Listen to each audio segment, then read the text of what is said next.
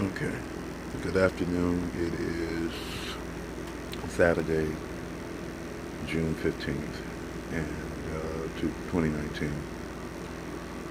And yeah, I'm gonna have to shave and stuff. I had cleaned up for interviews and things of that nature, and went to a job fair. Had on my duds that that were donated, slightly used, but they were clean. I got compliments. I got compliments from recruiters. I got compliments from people that I was in class with, my instructor, and even somebody would pinch it for her one day when she was out. Because when she looked at me, she goes like, first she looked at me thinking I was, a potential employer because she was manning that desk. And I just went over, you know, to just see if she can give me some information. And then she said, "Oh, you're in the class." Yeah. She said, "You look good." I said, "Lady, I'm not out here trying to be a joke. I'm out here trying to really hustle and get something." So now I've had people, you know, get back at me, wanting to further expand upon, what I'm looking for, as far as employment recruiters as well as other people who are doing direct hiring. They now want me to set up an interview. I mean, it's like I'm ready to get back in the game. That's me. Now, is it going to happen? I don't know, to be honest with you, because my father sends me conflicting dreams in the sense that he still says, "I want you to work for me." And I don't even know how to explain that. Because the thing is, I said, well, if I'm working and I'm making money and I'm able to keep a roof over my head and all that kind of stuff, then can I not still be doing things for you? He said, now how much have you been doing for me of late over these last 2 weeks that you've been, out there hustling trying to get a gig and get housing and make sure you have housing over your head and all that kind of stuff, and then people keep giving you wrong information. And didn't somebody call you for an application you had not completed because you had not done the assessment test yet? Because they needed another 30 minutes for that, and when you were in class, the lady was ready to let y'all go because she was ready to go herself, and you were the last one there, and you sent off the applications that you had, but you didn't finish that assessment test because they wanted 30 minutes. And I said, I've already spent more time sitting here telling you, you know, just putting in for it's a basic position. And it didn't make any sense that you would ask for all that kind of stuff. But then what really didn't make any sense was my phone did not ring, but I checked my voicemail periodically, and there was a man on there who was calling about that application that was not complete, saying for me to call him back about my application. But he didn't leave his phone number. I'm like, okay, now is this a part of what you call yourself assessing to see if I know how to look up a phone number and call a main line? Because I can do that if that's your location. But the thing is, it's customary to let people know how to get in touch with you. You don't just sit there and say, "Oh, this is so and so calling from so and so's place. Will you call me back?" You assume that your number registered on my phone. You assume wrong because that voicemail came in and there was no number registered that a call that came in. It's just that there was a voicemail there, but there was a subsequent phone number that when I Googled it, it had nothing to do with that organization. In fact, I don't know what it was. I assume it was some scam artist. Because if the numbers don't show up as something that I know or what I'm expecting, I'm not going to pick up. Because, see, I'm tired of people calling me up talking about your social security number has been compromised and we've shut it down. I already know it's a scam. It's in the news all the time, and people still getting taken. Just like they talk about all these other things, like we got one of your loved ones held captive. Well, don't call me about any of my loved ones because I ain't got no money. And shoot, they just gonna be shit out of luck.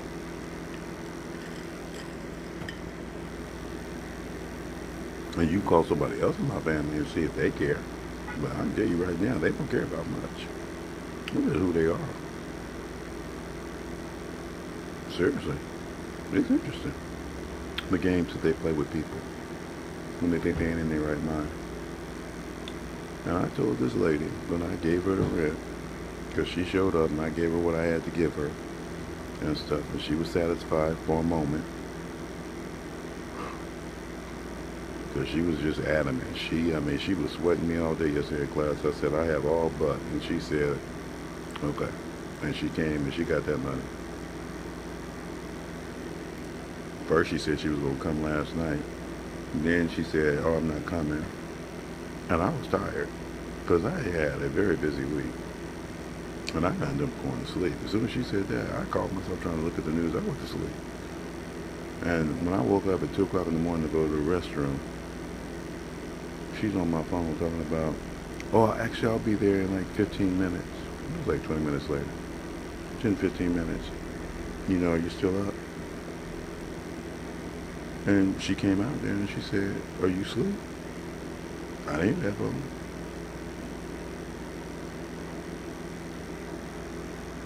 I got up this morning and I said, are you still coming to get what I have? And she said, yeah.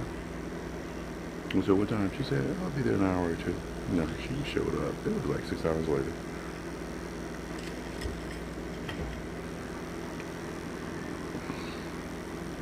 I'm just like looking at this stuff. I'm just like looking at it and it just does not make any sense to me.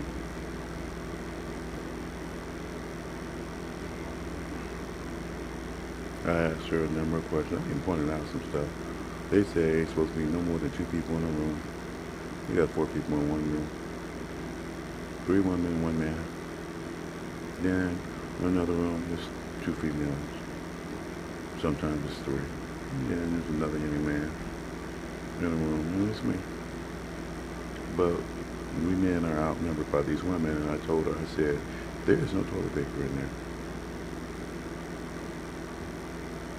She could have got out that car and opened up that cabinet, because they keep it under lock and key, and got out some toilet paper for us. I said, we ain't had none since this morning. It goes missing. She said, it's the men's fault. They don't know how to use toilet paper. None of us, these men in this place, don't know how to wipe and know how much they need just to wipe. Somebody's stealing that toilet paper because I know the lady came and she put out 3 rolls. And the one that was wrapped, it's gone. I know who took it. I guess they're going to make sure they always have toilet paper.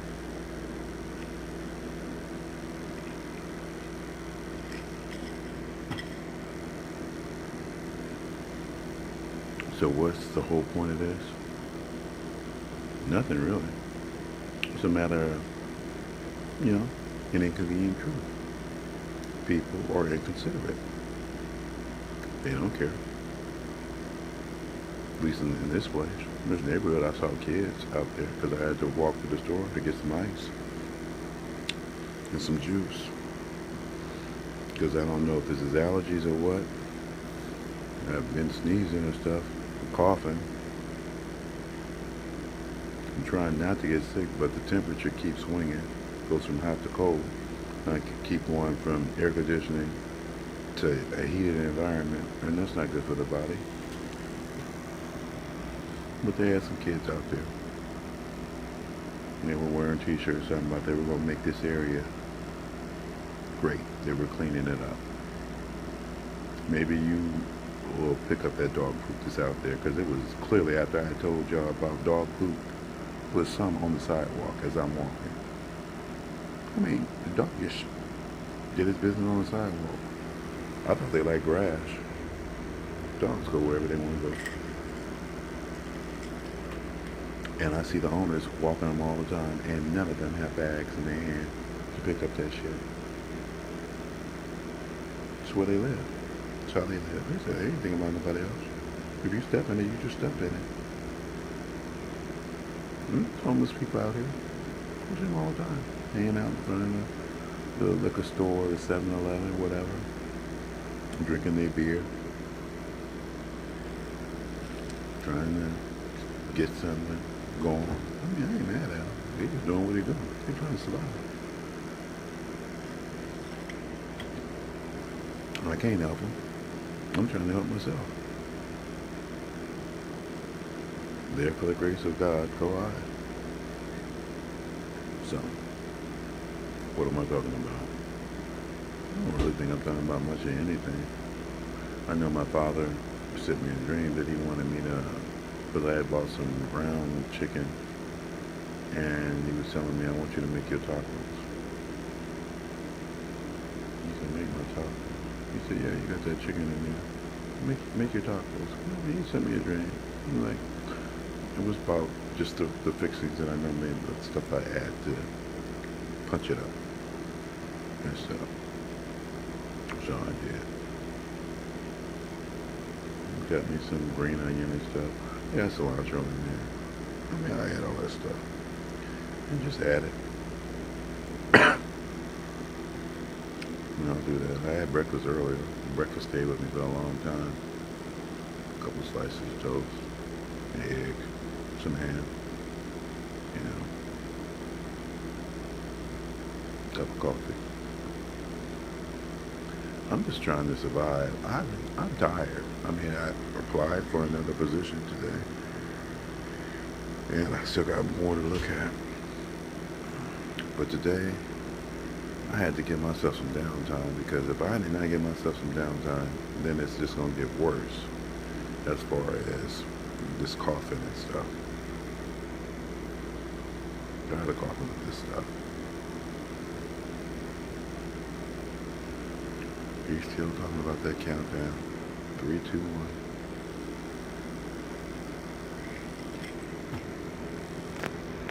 He wants me to open the Bible. He says I'm going to be working for him, so he ain't going to worry about it. He wants me to read from Galatians. Okay, that's interesting. Epistle of Paul to the Galatians. You want... Okay, chapter 1. Paul, an apostle, sent neither from men nor through man, but through Jesus Christ and God the Father, who raised him from the dead, and all the brothers here with me, to the churches of Galatia. Grace to you and peace from God our Father and from the Lord Jesus Christ, who gave himself for our sins, to rescue us out of this present evil world in agreement with the will of God our Father, to whom be glory forever and ever. Amen. I'm amazed that you are so readily turning away from him who called you by the grace of Christ to another gospel, which is really not another, except that some are troubling you and want to distort the good news concerning Christ. But even if we or an angel from heaven should preach to you a gospel that differs from what we have preached to you, a curse on him. You have to pay attention to this, people. We're talking about people who are now teaching in another's name. Even though they might say that they got this information straight from an angel. Doreen found that out. Hold on a second.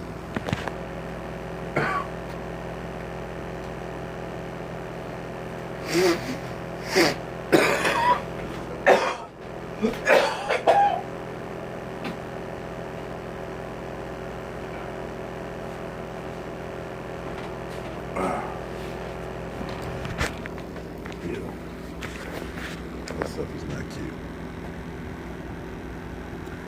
As we said before and repeat right now, if anyone evangelizes you with a gospel that varies from what you have received, a curse on him. Am I now trying to win men's favor or God's, or do I seek to please men? If I were still pleasing men, I would not be a slave of Christ. Pay attention, for I declare to you, brothers, that the good news that is preached by me is no human affair. For neither did I receive it from a human being, nor was I taught it, but it came through a revelation of Jesus Christ. See, the work is yours.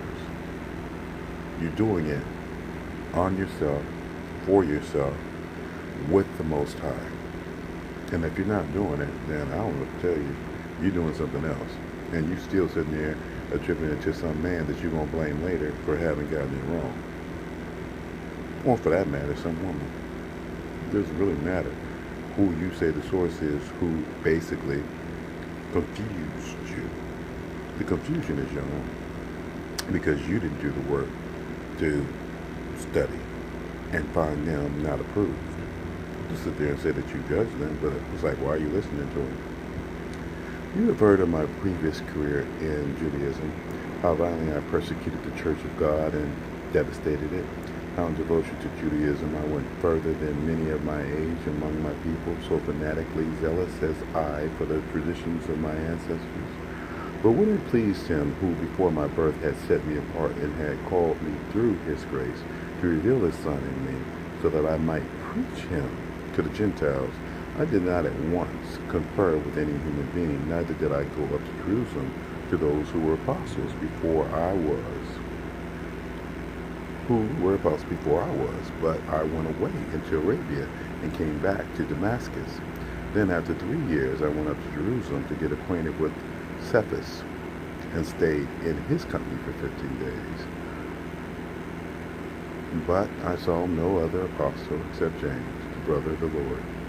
Now, what I am writing to you, I say in the presence of God, that I am not lying. Then I went into the regions of Syria and of Cilicia, but I myself was unknown to the Christian churches of Judea. They only learned it from hearsay. Our erstwhile persecutor now preaches the faith he once was trying to destroy, and on my account they glorify God.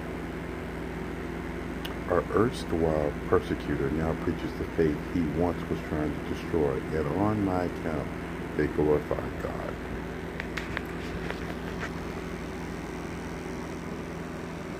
Now, there are those who truly do that, and there are also those who, for the lack of a better way to put it, say that that's what they do. You know, they perpetuate their take, but that doesn't mean anything. You glorify yourself more than you glorify God, because this world is an exhibition of people glorifying themselves. All your award shows and all your celebratory stance and dance and whatnot. And you saying there's nothing wrong with that. And we can say, okay, there's really nothing wrong with it, as long as you're okay with it. But at the same time, when somebody gives you grief for it, then there's nothing wrong with the fact that they gave you grief for it. So now, what does this mean for me to you? Nothing. In all honesty, it doesn't mean anything to me. I'm just here to let you know that what has begun is not going to stop. My Father, who is God, has not been speaking much of late because, like I said, for the last 2 weeks, I've been working, trying to get improvement and keep a roof over my head, even though, he still was helping me as best, well, not as best he could, but, in ways for me to understand stuff. There were certain things that he wanted to happen, and they were happening. And I'm still like, okay, so now these people want to interview me and all that kind of stuff, and that's cool, I mean, I'm not a stupid man, but I know when he was running interference, and I know when he said, okay, now we can get that truck fixed so you can drive it, which I can, and I'm driving it, but there's other things I still need to get done with it. He said, we're going to do that too. Don't worry about it. I'm still trying to keep this roof over my head. I'm still, even after I settle affairs with this woman, it's still going to be like that to do again. And I have no idea.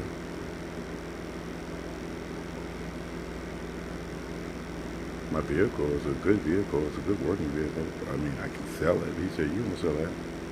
I didn't have you get it fixed to sell it. If that's the case, you could have sold it now I'm working.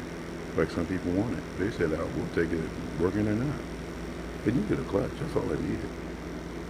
And then I also needed a battery. So whatever the battery they sold me. I mean, 7 months for a brand new battery to go out, that didn't make any sense. That stuff, they replaced it. Well, they exchanged it. I had to take it out and take it in the store and then put the new one in. But, whatever. I'm not beyond doing manual labor.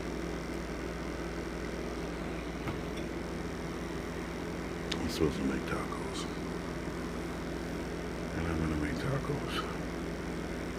I'm going to try and get some more rest so that I can do more of these applications tomorrow, because I have to set up these interviews and I need to, in this class, clear all that stuff to make sure that I'm compliant as far as them not cutting me off from anything.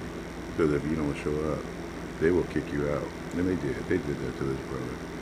And stuff. He said he was stuck in some shelter downtown. He could not get back up there. And he missed 3 or 4 days. So they terminated him from the program. He got to start all over again. Can he get credit for any time served? He didn't understand. He kept talking to the lady. And she was like, no, they terminated you out of the program. He's like, but if even if you talk to somebody, you got to start all over again. They only do those classes once a month. They go for 4 weeks. It's first of the month. That's when they got to start all over again. The other lady, she was in there on Friday talking about this is the longest she's ever lasted in the class. And she was telling some more about her story about how the guy who ran the class before made her cry. She said she didn't cry in front of him, but he told her, well, you don't have proper documentation, and you need to get that. So, and the lady was trying to explain to her, well, yeah, we're supposed to check all that. You're supposed to be able to work. Now, I know I'm able to work. There's people there at that job fair. They said, because it says under me, they said, we can help you get your citizenship. And I told them, jokingly, but truthfully, oh, they made me a citizen when I was born here.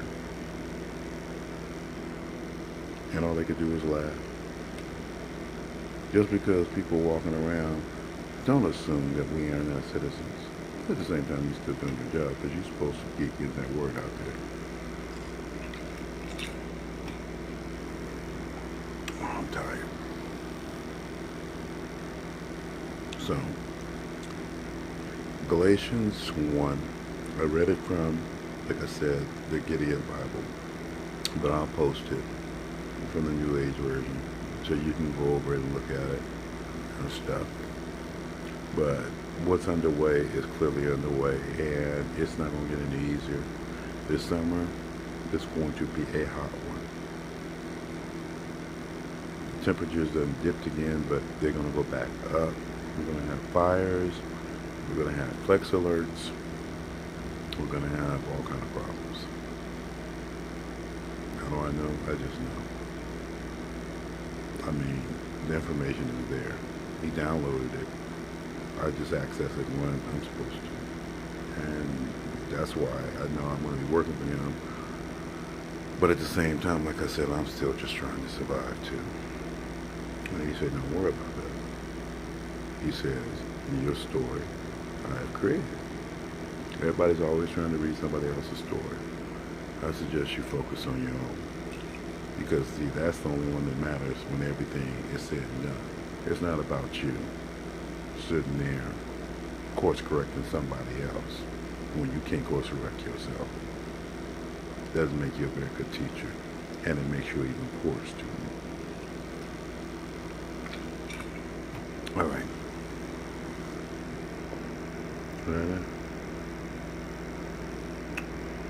I'll talk to you later.